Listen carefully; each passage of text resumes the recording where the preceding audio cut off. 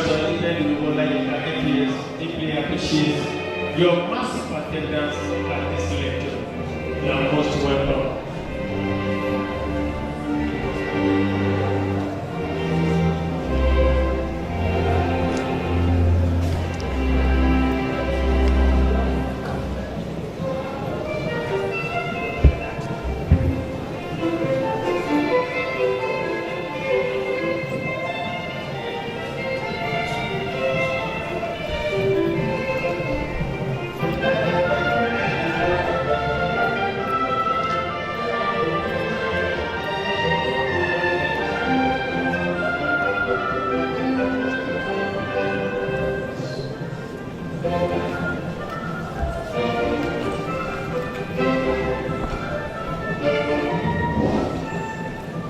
When we sing both national anthem and you anthem, please do not move about.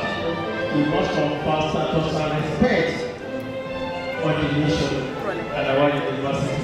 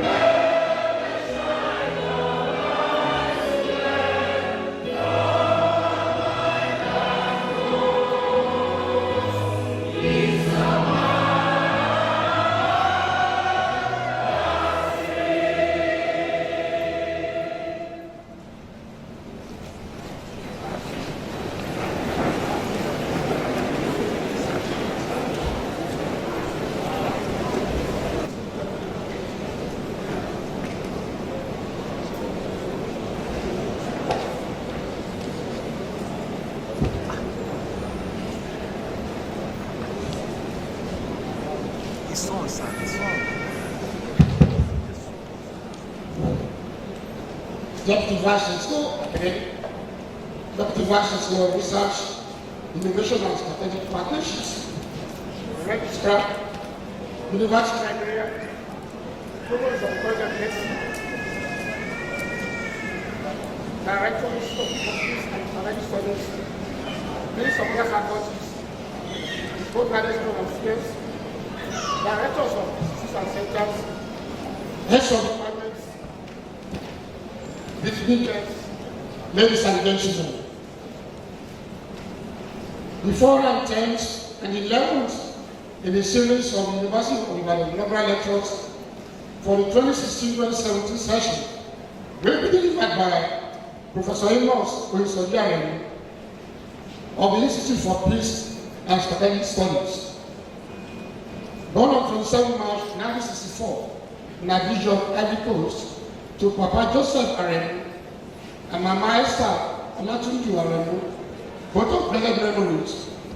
Amos Oyesoji Aremu, whose first language as a child was French, had his primary education at Baptist School in Paul Primaire Baptiste, Ajani, Ivory Coast, between January 1971 and June 1975. He later attended Baptist Modern School on Laijigo, Osun State, between July 1975 and 1978. And obtained his modern school certificate, the young Amos Oyesoji Aremu returned to Ivory Coast and became the youngest teacher ever at the age of 14 in his alma mater, Baptist School, Ajani. He later returned to Nigeria and attended Baptist High School in Wo for his secondary education, which he completed in 1983. He continued in the same school for his higher school certificate between 1983 and 1985. Later that year, he was offered admission to study guidance and counseling in this university and graduated in 1988. He participated in the mandatory National Youth Service Corps scheme at the Juvenile Unit, Ministry of Social Development, Youth and Sports, in Kwara State, between August 1988 and July 1989. Thereafter, he registered for the Master Degree Program in Counseling Psychology of this university and graduated in 1990 with a PhD degree. He commenced his PhD degree program on part-time basis in 1992 and completed it on 22nd December 1997. Prior to joining this university, Professor Oyesoji Aremu served as a counselor under the Post-Primary Schools Board, Oyo State, from 1990 to 1992, and the Teaching Service Commission, Osogbo, in Osun State, in 1992.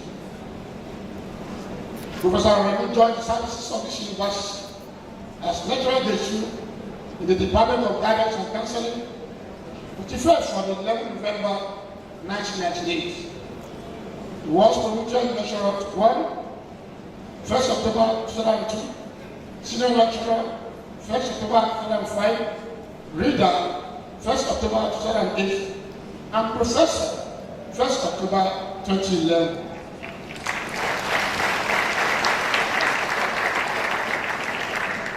He has 130 publications, including 3 books,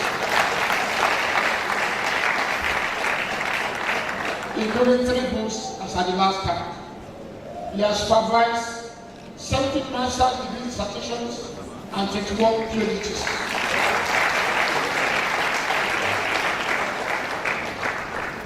Within this university, Professor Aremu has served several capacities, including Subdean undergraduate Faculty of Education between 2001 and 2003, Assistant Warden, Namibia Hall, 2003 to 2005, Subdean Postgraduate, Faculty of Education, 2007 to 2008, Warden, Nnamdi Azikiwe, 2010 to 2011. Member Senate Representative of Council, Search Committee for the appointment of Vice Chancellor in May 2015. Deputy Director of Academic, Christian Learning Center, University of Ibadan, 22nd February 2011 to 11 February 2017. Coordinator, Strategic Studies, Studies Unit, Institute for Peace and Strategic Studies, and Director, Christian Learning Center of this University, 12 February 2017 to date.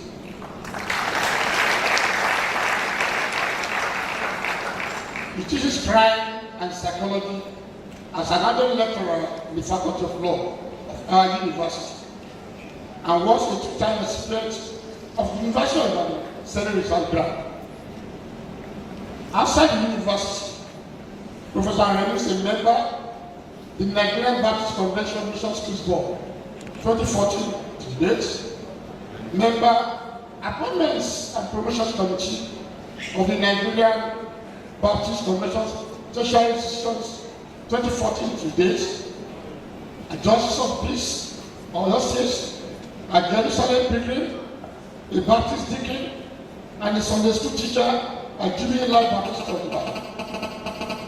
He was a recipient of Commonwealth Fellowship in 2007, obtained at the Institute of Criminal Justice Studies, University of Portsmouth, where he was a visiting fellow and studied corruption in the police, and the only Nigerian scholar in African Institute of South Africa's grants project on triumph and prosperity of education in Africa in 2011, amongst several others.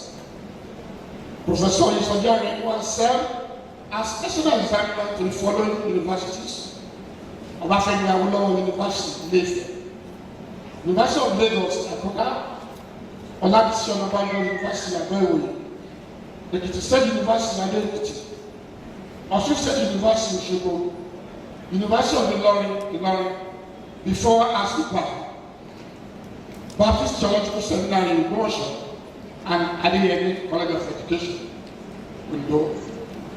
He was also a visiting lecturer to the Department of Counseling Psychology, Delta State University, Abuja, between 2006 and 2007, and a part-time lecturer, Wells University of China, Ogun State, in 2009. He is married to his secondary school classmate, Oyesoji Aremu, and he married his blessed children.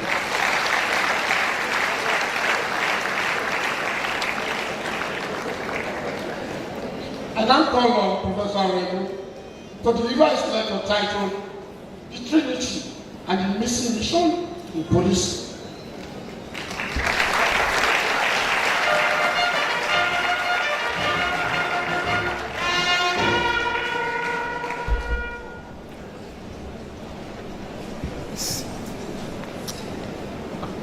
The Vice Chancellor, Deputy Vice Chancellor Administration, Deputy Vice Chancellor Academic, Deputy Vice Chancellor Research, Innovation and Strategic Partnerships, Registrar, Librarian, Provost of the College of Medicine, Dean of the Faculty of Children's Sciences, Dean of the College School, Deans of other faculties and institutes, Director of the Institute for Peace and Strategic Studies, other directors, distinguished ladies and gentlemen.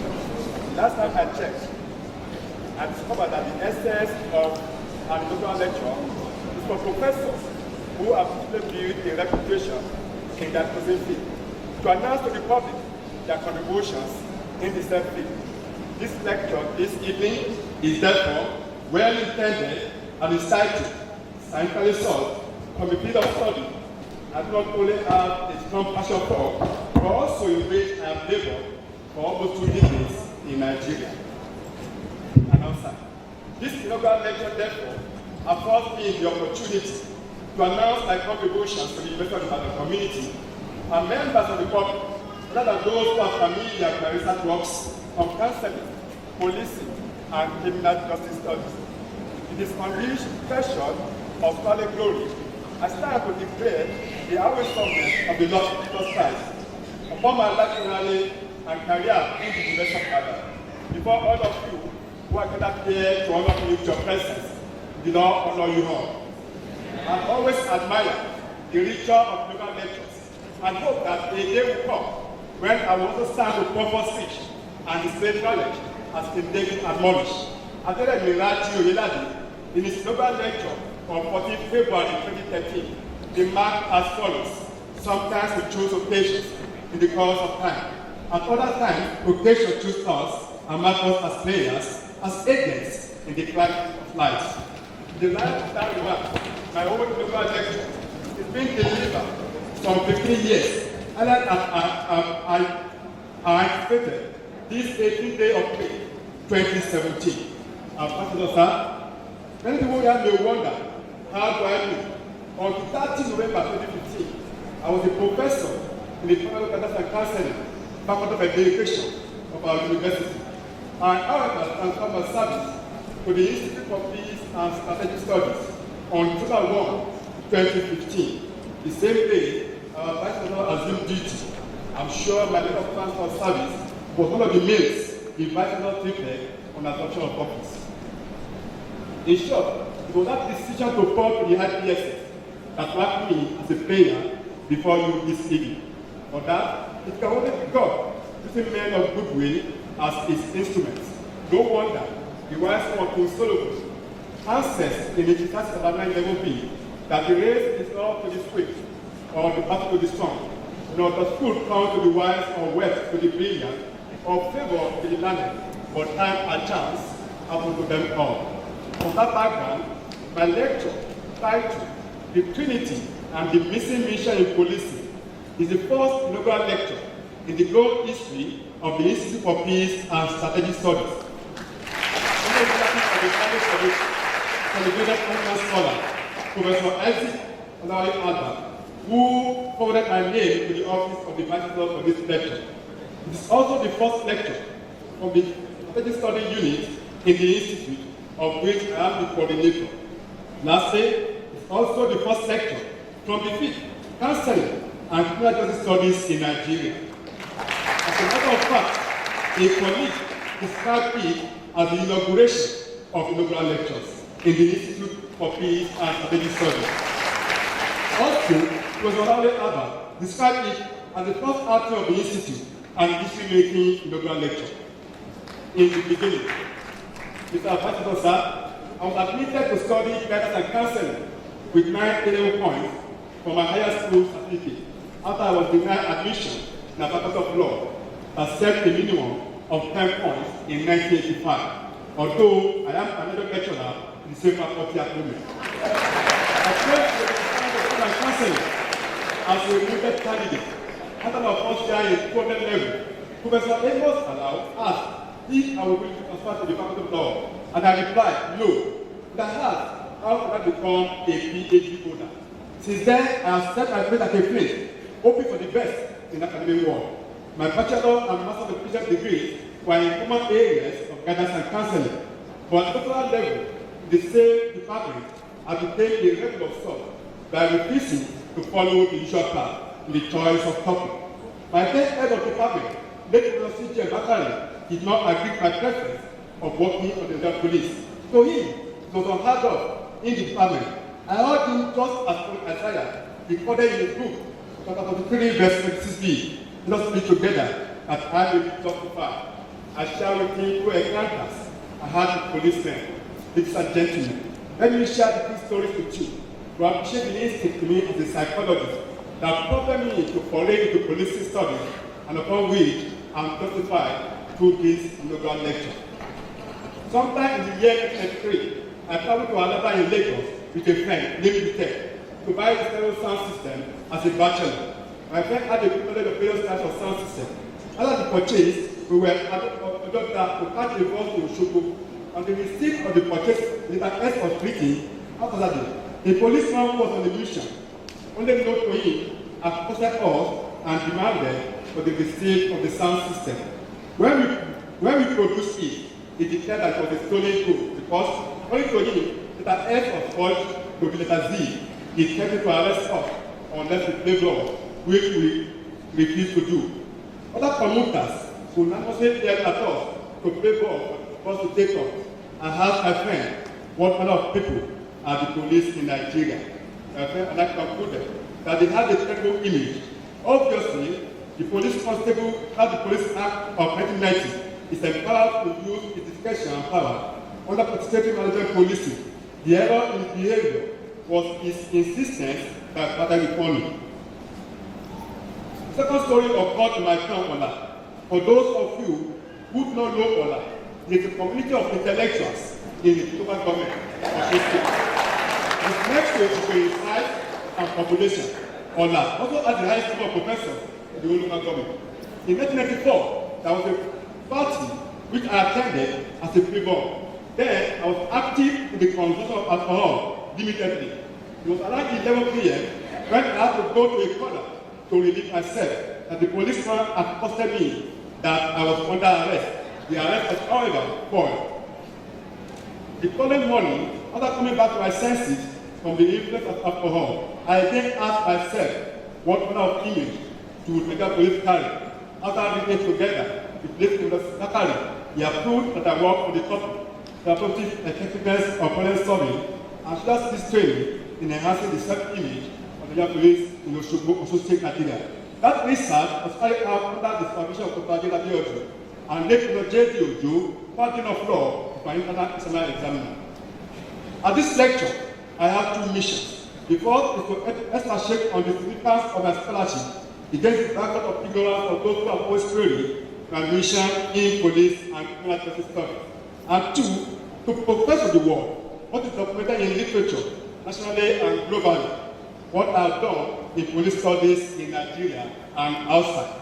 Let me inform this wonderful audience that this lecture is being streamed to the world and especially it's also being realized. Distinguished gentlemen, right now this lecture is on the web and just making it the first global lecture in the history of Ibadan to be made available in local engineering resources. The center of UI, that my official who have made local lecturers, the same service on request, doing so would add to the ranking stature of our university globally.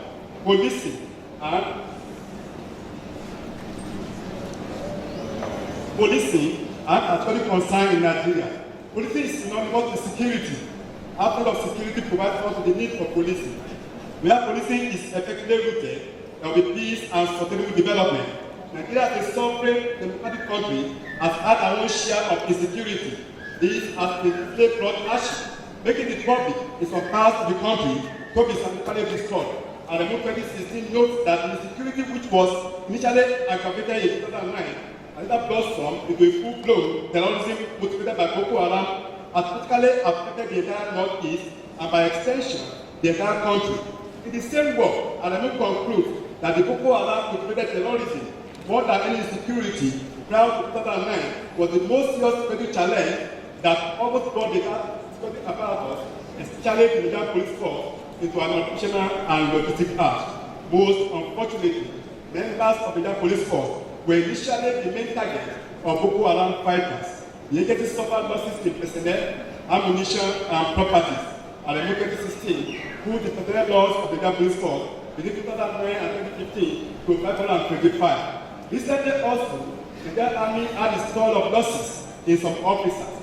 Members of the public also were seriously affected.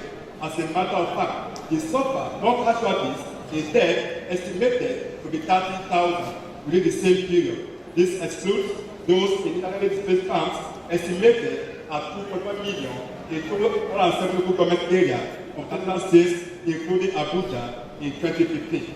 Certainly, the figure would have increased given the barrage of Boko Haram assaults in 2016 on the recent decimation of the Greater Santa Forest by the gallant officers and men of the Nigerian Army. One of our handicaps in Nigeria is lack of empirical data, especially during warfare.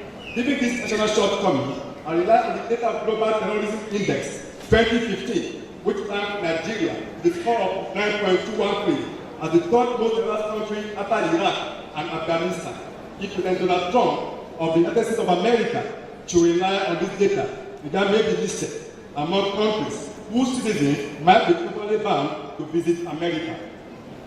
One that's very concerned in Nigeria that is increasingly usurping the popularity of Boko Haram is the Fulani Cattle Monster terrorism, mainly in the north central between Akatasalawa and Benue and Nomadic Fulanis over land resource control. This very concern is currently generating media app. Other than this, we also have the kidnapping business in southern part of the country.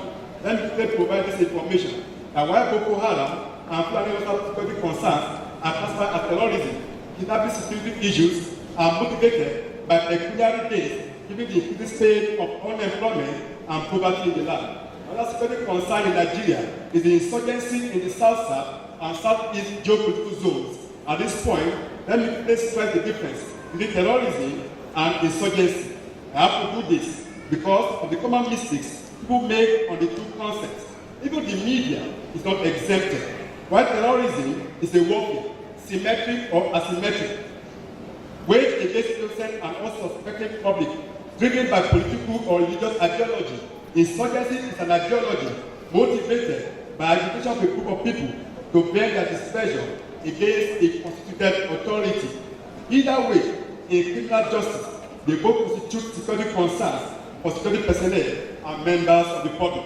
The question that we should be asking ourselves is, where do we go from here? And who should be in charge? Our consensus or answer is the government, of course, through its agency, empowered to do so, the Nigerian Police Force. You have the Nigerian Police Force and its evolution. The Nigerian Police Force is one of our inherited legacies from the British colonial masters.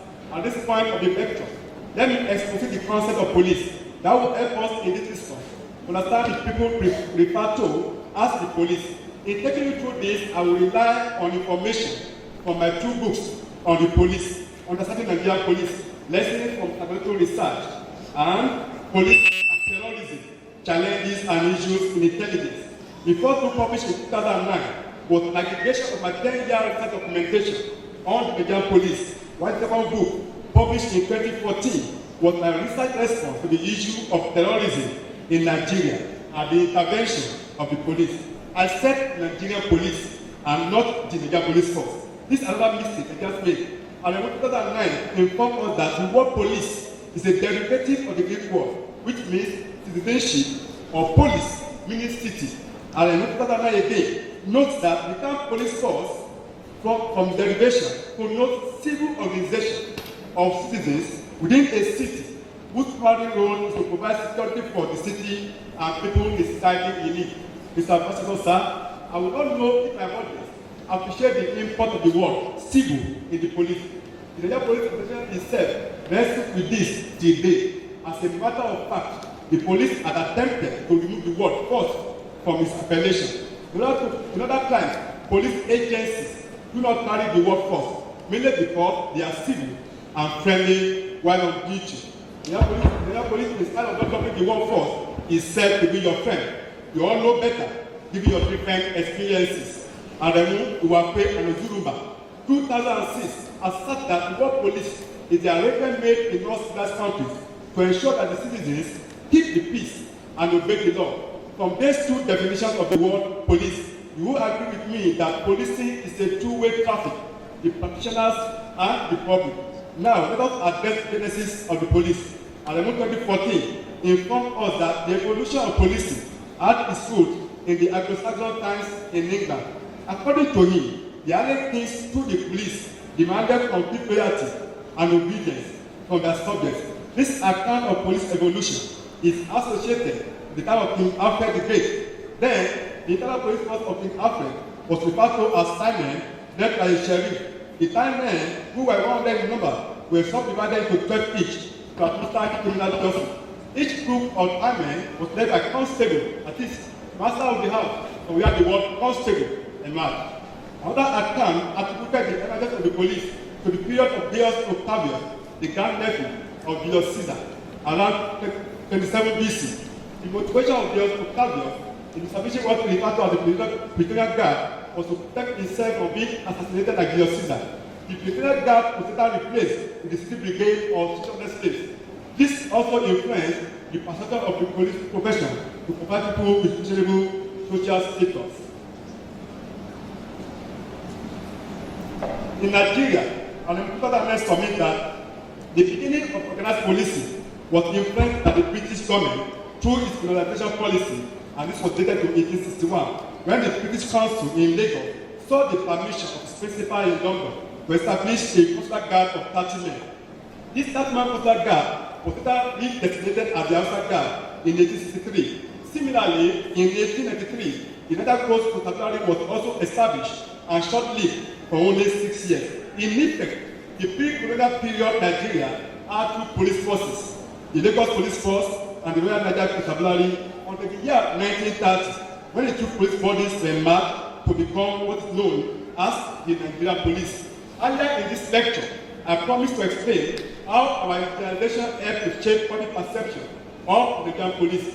This was rooted in our personnel were recruited into the police force, then either as the Dogaris in the north or the Akkodas in the southwest. The Dogaris in the north were later referred to as Yantan Doka, where the Akkodas were called Olopa, he who holds the battle. I shall also explain soon what informs Opa, the battle, and how this shaped the public perception of the police today. Before then, let me wrap up how public deep state perception was shaped, especially in Yoruba land of the southwest Nigeria.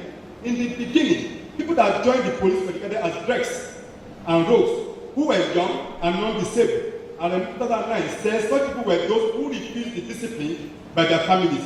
This, at 2014, claims led the popular Yoruba magazine that nothing good can come from the police. A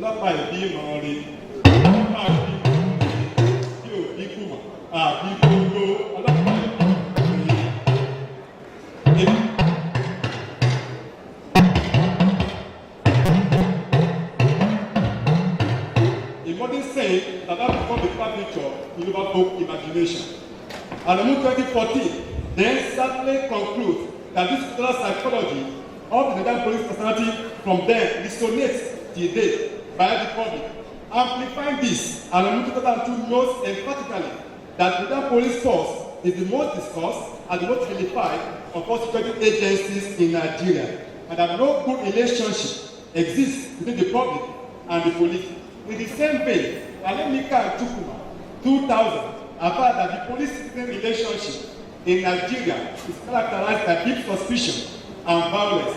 Vice Officer, to date, this public opprobrium of the police is unabated. Now, let me address the police party syndrome that informed the president appellation. In our understanding of this, I will explain the police crest and flag. Figure 1 shows the police force crest. The eagle stands for strength, the cross order for office and authority, the elephant is for steadfastness and reliability, while the great ground is for the rich vegetation of Nigeria. Figure 2 is the police force flag. As shown above, the police force has 3 colors. Blue stands for love, loyalty, and unity. Yellow for discipline and resourcefulness, and green for energy and life. In a survey conducted on police trainees and rank and file from some peaks in 2 police state commands in the southwest Nigeria by Aremu et al. 2006 on the understanding and perception of the police force crest and color, it was discovered that the police trainees had the knowledge of the symbols, while the group member of the rank and file had forgotten what the symbols stand for 3 years after training. I'm very sure this audience will then be wondering on the policing knowledge of an average police officer on the street. Prior to my discussion of the Trinity concept in the Nigerian police force, permit me to explain Salomon Peace's principles of what policing should be. I also refer to his 9 principles as the true mission of the police. The principles are as follows: to prevent crime and disorder as an alternative to their repression by military force, to recognize always that the power of the police to fulfill their functions and duties is dependent on public approval, to recognize always that to secure and maintain the respect and approval of the public also means securing the cooperation of the public, to recognize always that the extent to which the cooperation of the public can be secured diminishes through the use of school force and compulsion, to seek and preserve public favor and not by pandering it, to use physical force only when the exercise of persuasion, advice and warning is found to be insufficient to obtain public cooperation, to maintain at all times good relationship with the public, to recognize always the need for strict adherence to police functions, and to refrain from usurping the power of the judiciary, and to recognize always that the test of police efficiency is the absence of crime and disorder. In these principles have found what should actually be the mission of the police. For more than 19 years that I have been studying the police force with over 70 publications, locally and internationally, my emphasis has always been on paradigm shift in the police, using different statistical interventions. This informs my resolve to address the missing mission of the Nigerian police using the Trinity in policing as my catalyst, the Trinity in policing. All over the world, the police scholars have always theorized on the best policing approaches that will make the police more effective and civil. This has made police scholars to advance police community participation. Writing on the concept of police community policing, Cordner 1998 is of the view that it has 4 facets. These are as follows: the philosophical, the strategic, the tactical, and the organizational. From the 4 contexts, Aremu concludes that it is logical to suggest that to have excellent community policing relationships, the police need to be constantly aware of the attitude they express while in contact with the public, and this could be achieved through the effective utilization of emotional intelligence. I will now address the place of emotional intelligence in policing in this lecture. Principally, the overriding philosophy of the policing is to make police jobs seamless and bring policing to the doorstep of the public. For us to achieve this, we need to explore what body 2013 refers to as free spirit, distinguished audience. Let me play and lay your fears that I'm not here to exercise spirit for the Nigerian police. However, before my explanation of the free spirit, which I found to refer to as the Trinity in my lecture, I should let you know that it is situated in community policing. The essence of community policing is aimed on the triple: the polity, the police, and the public. Recently, on 30 July 2016, around 5 a.m. in Lagos, I was engrossed writing a paper when I shouted, "Eureka! I have found it!" Like Archimedes of the ancient Greece did. The only thing was that I did not run out naked like Archimedes did. My audience may wonder what I found out. I found a way around one of the models of policing effectiveness using the Trinity policing approach. For me, it was one of my major contributions to policing scholarship in Nigeria. My Trinity policing model was involved with a view to culturally basic fundamentals that studies have found to have impeded policing effectiveness in Nigeria. There are 3 fundamentals mutually reflect official stance in police literature globally: the polity of policing activities as it governs, which is P1, the police personnel P2, and the public P3, who are the consumers of policing products. The 3 P's are the triple of policing effectiveness. P1, P2, and P3 would equal policing effectiveness. Categorically, Aremu 2014 notes that it is instructive to conclude that effective and result-oriented policing rests squarely on the Trinity: the polity, the police, and the public. Again, this is where my earlier submission on community policing plays out. It is in response to this submission and others that the idea of the Trinity model of policing was developed. It is therefore needed to explain the model using each intervention that forms the Trinity in my model. Because we show the Trinity model of policing effectiveness. We have the police governance, under that we have policies, funding and cost of policing, leadership and framework. Then we have the police, talking about the kind of quality of personnel, police culture, intelligence. Then we have the public. When we talk about the public, we talk about the attitude and perception of the public. Then we talk about the synergy between the police and the public. Then in the model, we talk about communicating security and feedback mechanism.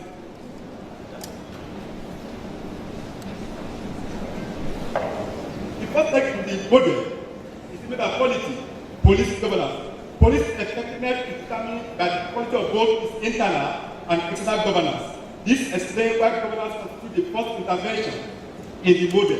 Paul in 2013 attested to this by stressing that without resources, the police cannot be productive.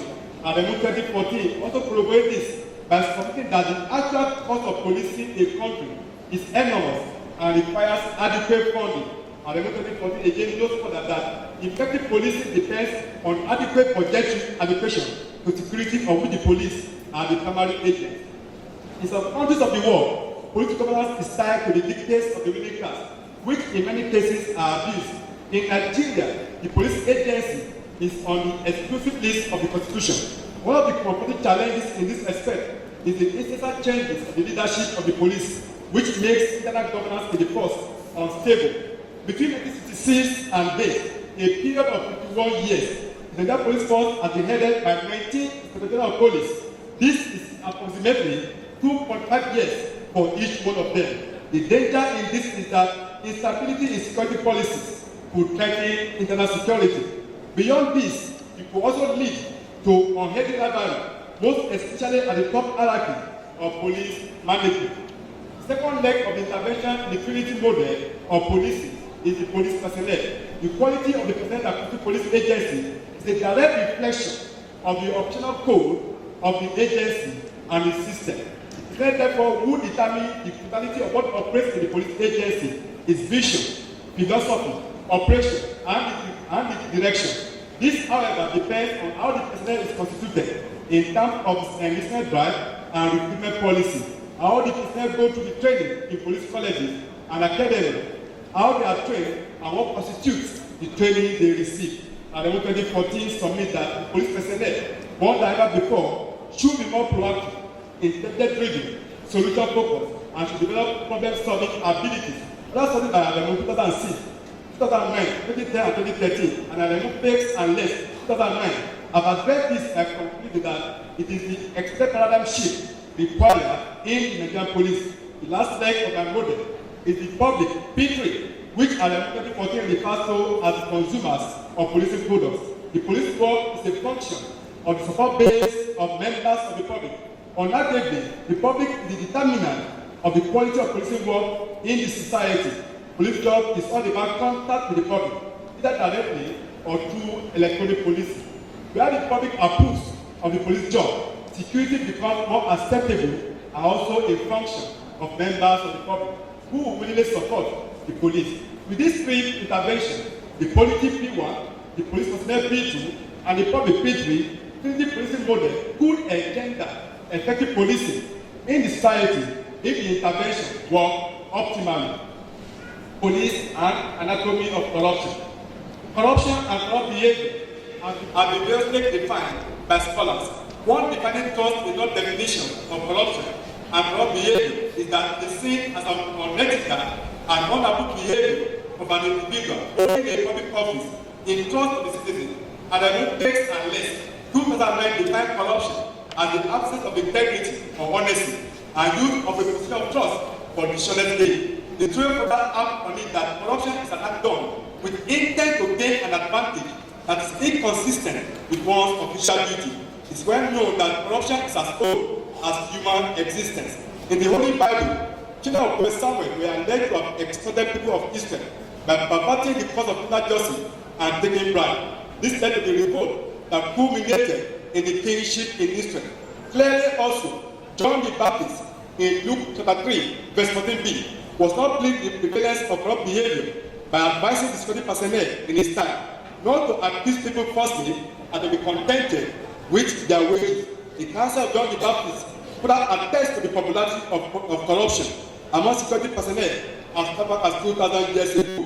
And in 2009, tells me that from this source of the ancient organizations, institutions, and structure that the modern society emerged. Just as it is generally in the national life in Nigeria, so it is in the Nigerian police. Alluding to this, others in contends that where corruption is endemic, it follows that a corrupt society would beget a corrupt police.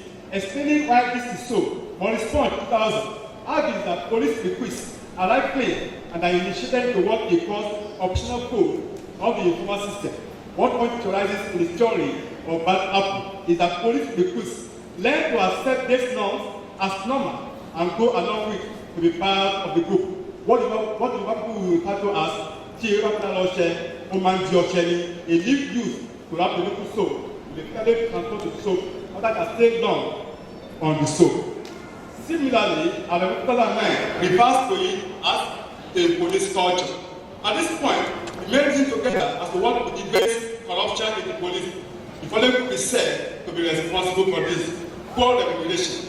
The police are poorly remunerated. Aremu and Adeyomi 2003 contend that police are not only poorly paid, promotions are delayed for too long, thereby making the product of the personnel low. Poverty, there is much poverty in the land. Where poverty twice, people could resort to unwholesome behavior to mitigate the effect of poverty. Aremu and Joe 2007 and Aremu 2017 observed that due to the poor of the economy, some police personnel may embark on any activities, including corrupt behavior, to reduce the binding effect of poverty or recession, as currently we have in Nigeria. Threats of society. Earlier in this lecture, I refer to the kind of people who in the beginning elected to join the young police force. This number of people is used to explain one of the disputing factors of corruption in the police force. The national general feeling is that police job is meant to lower people in the society. In Golden State 2004, advised that members of the police during the period in Nigeria comprise people of low caste and of the class known as Allah deporters. This class of people then was that fixed above and live a precarious life. In the Nigerian police, the vote belong to the rank and file. Ojukwu 2016 draws an inference on the viewpoint of some researchers and concludes that no police organization in the world is spared of the catalog of corruption. While I do agree with this submission, my contention, however, is the degree of corrupt behavior, and also because this may not be so in some cases. I have personal experience to corroborate this. I was in England in 2007, 2008 on postdoctoral fellowship at the Institute for Criminal Justice Studies, University of Boston, where I studied corruption in the police. Professor Francis Pace and Les Johnson were my hosts. With them, I had an informed discussion on the subject of corruption. We also made clinic visitation to some county police stations. Throughout my program, I did not observe an iota of corrupt behavior among the police personnel. I was also in Kochi in India in 2010 to attend the National Police Executive Symposium Conference hosted by Kerala Police. When I arrived at Kochi, a police corporal was attached to me as an orderly to minister to my needs. Throughout the 4-day conference, he dutifully carried out the assignment. On my departure, he followed me to the airport and ensured I had a VIP treatment. To show my heartfelt appreciation, I offered him the leftover rupees that were on me. This, to my tragedy, he politely declined. I was ashamed of myself because I was only trying to carry over the kind behavior in me. I had another encounter with another police system, this time around in Singapore in 2003, during a leadership training program that lasted a month. During the period, I engaged 3 Singaporean police officers in a 2-session focus group discussion. These police officers in turn led me to church every Sunday for worship without asking for anything. And of course, I also did not venture to offer gratification, knowing very well that the government of Singapore is very strict in penalties when it comes to corruption. Distinguished audience, I was trained first and foremost as a counseling psychologist. It was my desire and passion for criminal justice that brought me to police studies. In all my research work on the Nigerian police, I've always employed psychological interventions as a behaviorist. In the almost last 2 decades of my scholarship on policing, I have used the following psychological theories and models: self-efficacy, social skills, problem solving, focus of control, emotional intelligence, mentoring, and motivation. Through this, I have also developed psychological instruments that are psychometrically validated. These instruments have not only been employed in my studies on the police, other researchers have also utilized them, justifying the essence of psychological models and theories as related to criminal justice. And in 2014 advises that professionals and correctional psychologists who utilize the knowledge in ensuring social order in the society, specifically Aremu in some of his studies 2009, 2011, 2013, and 2017, sufficiently address the efficacy of emotional intelligence in tackling corruption, especially in the Nigerian police force. Aremu 2017 notes that it stands to reason that the interplay of emotional intelligence in mitigating corruption in governance will also pass a stringent test if it is used as a psychological intervention. The missing mission. All of us here present in this hall understand the simple mission of security agency to to protect life and property. The Nigerian Police Force was established for that simple mission. The Nigerian Police are, however, labeled as brutal and unmindful of human rights. These have grossly impinged on their mission. Anything to the contrary brings the police to disrepute and also causes them to be derided and scorned. The failure of police agencies to be proactive and to attract public respect has derisively made its members to be disdained and ridiculed. This affects seriously the mission of the Nigerian police. The interference of the state is also one of the core missing missions of the Nigerian police. This does not only affect police governance, that often made the top hierarchy of the Nigerian police force to be too political. My submission on this has to do with the Nigerian factor and inconsistent security policies of each of the police chiefs that is made to sit atop of police headquarters in Abuja. Beyond this political interference, the same political scenario plays out within the agency. This also mainly the rank and file, who are predominant and less motivated. Too much political interference in police governance affects optional independence of the agency. This also accounts for the placement of the police in the exclusive list of the Constitution in sections 214 and 215. This accounts for the continued agitation for state police in Nigeria. My contention, whether in research or public commentary, is the devolution of policing power to the state by making it a constitutional provision under the concurrent list. Examples of countries with state police advanced in America, Europe, Asia, even in Africa. The expectancy of the establishment of state police is also aimed on the fact that our country is grossly under police, giving about 180 million people in a country of 370,000 police personnel. This number translates to ratio 1 policeman to 574 Nigerians. When we appropriate this to the nearest 100, it's ratio 1 policeman to 600 Nigerians. In the real sense of it, it is even more than this, given the fact that 1/3 of the Nigerian police personnel are providing security and or carrying briefcases of bags of top Nigerians between their legitimate spouses and concubines. This wasn't first short of the United Nations recommendation of ratio 1 policeman to 400 citizens. Recommendation. Nigeria as a country is going through colossal security challenges which have impacted negatively on many strata of national life. Given these challenges and evident ineffectiveness of the police, there is a need to redeem police work in Nigeria. In that light, I recommend as follows. The Nigerian government should address the welfare of the personnel through prompt payment of salaries and allowances. The federal government should also make the Police Service Commission, as a matter of policy, embrace inside works of the police through funding and utilization of inside works on the operations of the Nigerian police.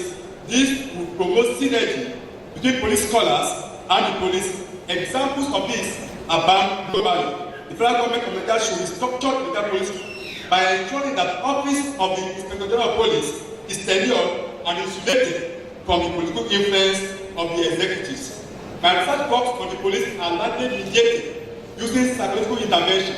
In the light of this, I recommend adoption of psychological intervention like state efficacy, locus of control, emotional intelligence, problem solving, and others reported in my studies in police education, with a view to bringing about the needed positive change and paradigm shift in the police.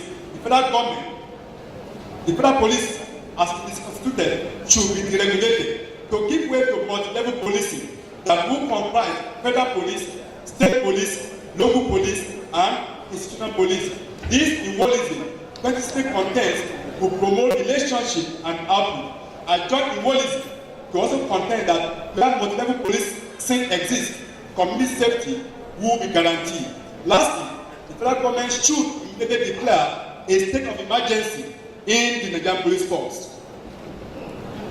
Because this shows the multi-level policing model adapted from the work of Inaugural 2017, where we have police effectiveness, then we have federal police, state police, local police, then national police. This would then lead to community safety and mission policing. Conclusion. Mr. President, sir, given the overwhelming challenges confronting the Nigerian police force and the question of acceptability in spite of the fact that the agency is supposed to be the primary security agency, work but come to a conclusion that there are issues with the agency and its personnel, the public who is aggrieved, and the polity that does not provide the needed funding and support. As long as the police are confronted with these challenges, the overriding mission of the police agency, which is protection of life and property, will continue to be elusive in Nigeria. The question then is, what do we do? Well, I will encourage members of the public to adopt the age-long mindset of reticence they have of the police. The agency itself should work on its corporate image through its personnel. Ladies and gentlemen, at a period in the history of the police, the agency is well loved and respected by the public. Then, members of the public will sing, Iṣẹ́ ọlọ́pàá wo mi, bàbá wo mi lọ pàṣọ rẹ̀. Iṣẹ́ ọlọ́pàá wo mi, bàbá wo mi lọ pàṣọ rẹ̀. Ṣòkòtò dúdú ẹ̀wù funfun gbàgá nínú láyé pọnmọ. Iṣẹ́ ọlọ́pàá wo mi, bàbá wo mi lọ pàṣọ rẹ̀. Sadly, this is no longer so. Mr. Vice Chancellor, sir, more than ever before, I've been able to advance my scholarship on policing today. The truth is that I've been passionate about my research works on the police in Nigeria, since that is what I've voluntarily decided to do. In all this, however, I have offended people, offended the code, and people have offended me, basically because of the ignorance that a scholar with a background in education cannot profess in criminal justice. I've also been faced with the questions of acceptability motivated by ignorance and poverty of intellect. One, when I was in the public service and counseling, faculty of education was always, why are you in education as a police scholar? Two, when I exited the faculty of education on December 1, 2015 to join IPS, it was, can anything good come from the Jerusalem of education?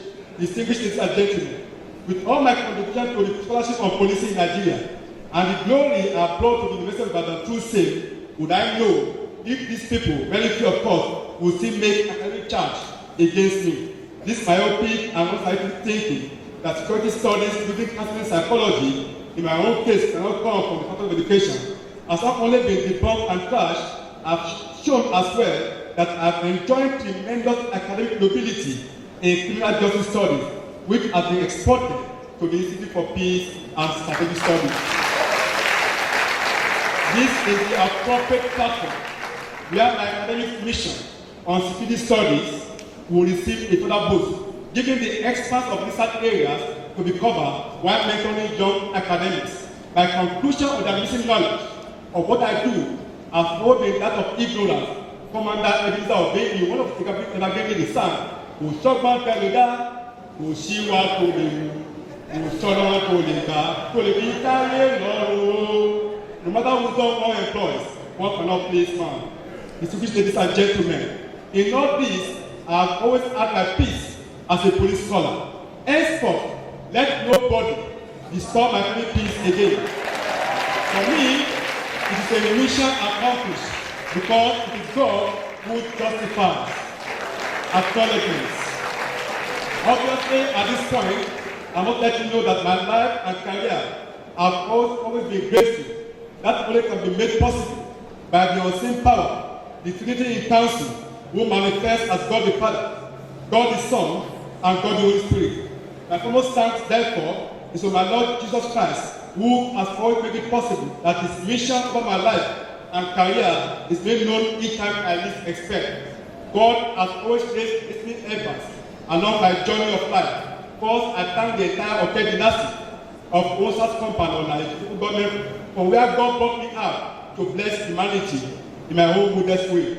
From the Oke dynasty's Aremu clan, led by Oyesoji Aremu, Olomaje, Côte d'Ivoire, grand frère, et vous remercie pour tout ce que vous faites pour la famille. Comme Oyesoji Aremu, Pastor Daniel Aremu, Mr. Kolaji, Mr. Ojo Adao, and my other siblings, home and abroad, many thanks for making the family tick.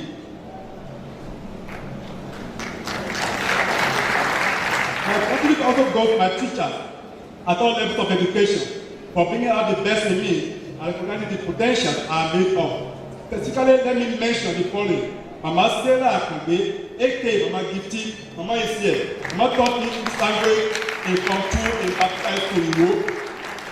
Professor T.J. Papa is now late, for believing in me that I could make exploits in criminal justice studies, and Professor S.A. Deshide also late for giving me the platform to excel through employment in 1998 with their sole time piece with their creator, Mr. Charles Wakwe, for the tons of foreign literature on police he carried to me as a PhD student. Thank you, Prof, and welcome back again.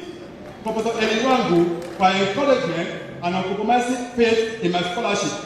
The next time to Professor Adewale Oke, late, and Evans Alao, who both showed me the way to study applied psychology in the Department of Guidance and Counseling.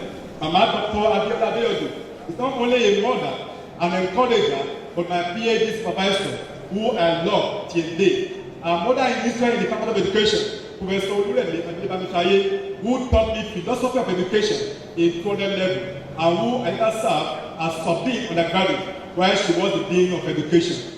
From the Institute for Peace and Strategic Studies, I am in a special way grateful to Professor Olawale Abu for always demonstrating sound academic leadership that is highly cultural and infectious. In the same vein, I appreciate Professor Tadiji Nakangi, Dr. Danjibo, Shola Eshola, Willie Eselodo, Nina Aluku, and Stephen Faleti. Similarly, I recognize the Bossy Alawode and entire faculty staff and students of IPSS. I must register my appreciation in a very unique way. The support I received while in the Department of Guidance and Counseling, and which I still do till today. My gratitude goes to Professor Jibola Falaye, Jonathan Osiki, Ayo Ahmed, Dr. Adesoja Awoyemi, Choma Asubu, Rotimi Anima Shaun, and other colleagues for the love they always share. Especially, I appreciate the very profound way the camaraderie, love, and scholarship I always share with Professors D.A. Adeyemo, Samuel Salami, M.S. Nola, S. Owokola, and Dr. Bayo Oluwole, my second PhD product and academic leadership. The Faculty of Education has always been a home through which I network socially and professionally.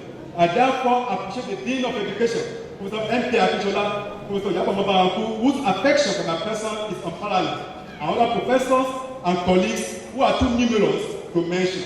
Many people have learned at my feet in this university. To them, I am a mentor, and to me, they are the reason why I enjoy my calling as a teacher. Yet, I refer to all my former and current PhD students, the Red Gown people, including the class of mentees. May God also honor you all. Ours is a blessed university. In the university, God has raised wonderful people who have become good friends. In this case, is our unassuming Vice Chancellor himself, Professor Iduwola Yinka. Thank you, sir, for believing in me. Right from the day you identified me at the postgraduate school. I should also specially thank you for appointing me as the director of the Teacher Learning Center. I got to know more intimately Professor Bayo Okwade, my immediate past boss at the Teacher Learning Center, when I worked with him as Deputy Director of Academy. Thank you, sir, for your love. My special thanks finally go to Professor Bolu Itade for his support and prayer. Special thanks to Professor Adele Ilade for the beauty he brought out of the lecture through the editorial work that was carried out. It makes thanks to Dr. Gadadinina for always demonstrating constant love for my person and career in the university. Also of note in my acknowledgement and my other colleagues across many faculties, institutes, and centers in the university, too numerous to list if I don't want to take you through another hour of lecture. I thank in a very special way the core management team, staff, academic advisors, and students of DSC for the love always shown. I extend the same appreciation to the management and staff of the publishing house for the good work. The church remains a strong tower for the righteous and a place of succor for the weary. My gratitude goes to my fathers in the Lord for always supporting my academic ministry with prayer. Mention will be made of the love and support I also received from His Eminence, Reverend Dr. Samson Ayokole, the President of the Leprosy Convention and the Christian Association of Nigeria, and his beautiful wife, Pastor Toya Ayokole. Similarly, I would like to thank my pastor, Reverend Tunde Babatunde, and his wife, Mrs. Olunike Babatunde. Sir, through you, I greet very especially esteemed members of Jubilee Baptist Church, Oyesoji Ibadan. In a very special way, I also appreciate my brother and friend, Reverend Dr. Edward Alabi of Trinity Baptist Church, and other ministers of God. I should also, in the same apostolic greetings, recognize the chairman and members of the board of public teacher schools in Nigeria, the president and members of Baptist School Iwo, both associations, home and abroad, are also appreciated for always identifying with me and my wife. God bless you, my people. In a very special way, I recognize the invaluable assistance I received from my brother and political soulmate, Right Honorable Najim Ulasayo Salam, the Speaker of the State House of Assembly, a politician, a woman that is no guy. Special thanks also to Right Honorable Professor Mokit Alabi and Honorable Bade Falade. Thank you so much. Especially I recognize Abdulrahman Bello Tambazab, the Honorable Minister of Interior, whose company of friendship with me spans over 15 years. My profound appreciation also to all security chiefs and personnel, as well as media executives and personnel for your support in ensuring success of this lecture. I must also appreciate the support of the senior citizens and I Chief in Ibadan, Chief Bayakadi, Maye Ibadan, who fully relates with me as a friend. I cannot forget the assistance of Dr. Tunde Ladipo during the years of PG struggle. Thank you, sir. Finally, my dear family members and adopted children, it served a silver place of mention.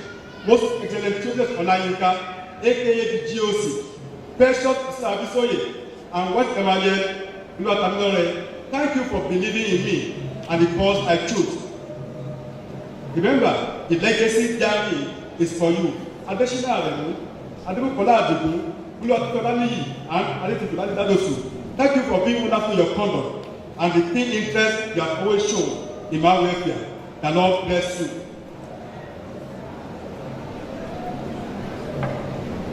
My old classmates in secondary school and wife, Our Excellency in our own lives, Olajumoke, with you, it is for life. I can answer King Solomon in Proverbs 31 verse 10, that in you I found a precious wife, but your word is priceless. Of a truth, my heart favorite trust in you. The entire Aremu clan calls you blessed. At this point, I remember and I must thank my parents who have joined the same triumphant. Papa Joseph Aremu departed on May 12, 1990, and Mami Esther Latoto Aremu bid our world good night on February 16, 2015. Till today, our fond memory is still fresh. I asked God to grant me 3 requests while my mother was still alive, and I become a professor, provide a shelter, and deliver another lecture in a person. God graciously answered 2 of my requests. Mommy, you may not be here physically. I know in the spiritual realm you are also listening. Therefore, I dedicate this lecture to your eternal memory. The 10 Mama, who may maintain Fremont to you. Above all, I join the heavens to declare the glory of God. And as the government show forth his handiwork, I sing, I'm pressing on the upward way, the heights and the every day.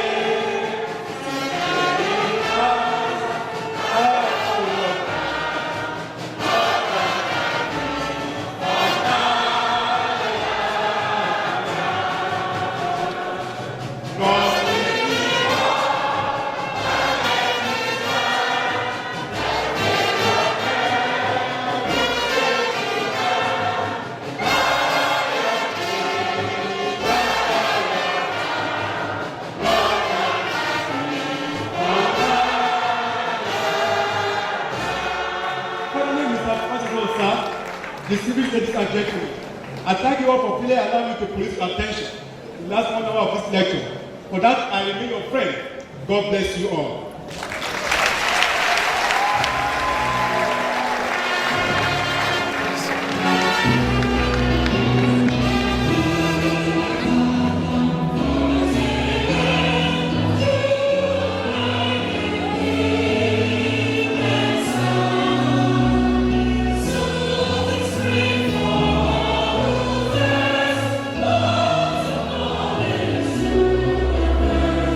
Bless you, sir.